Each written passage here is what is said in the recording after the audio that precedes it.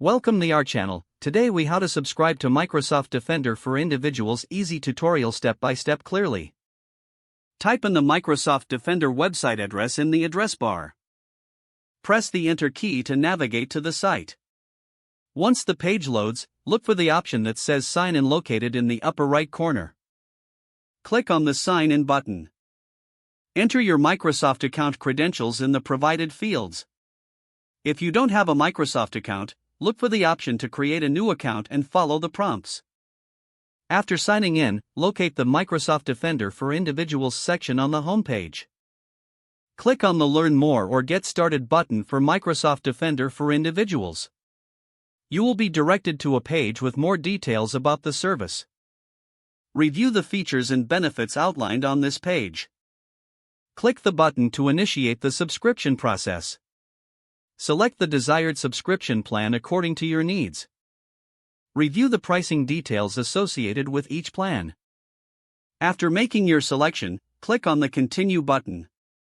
You may be asked to confirm your payment method. Provide the necessary payment information in the required fields. Check for any promotional codes or discounts before finalizing your payment. Once you have entered all information accurately, click on Submit or Finish. After processing, confirm your subscription details on the confirmation page.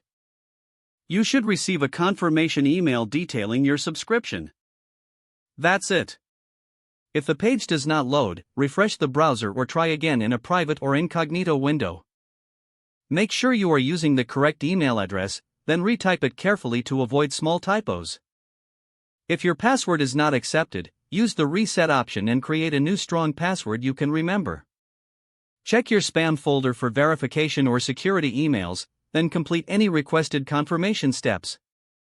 Enable two-factor authentication if available to improve account security and reduce unauthorized access risk. After signing in, review your profile details so your contact information and settings are accurate and current.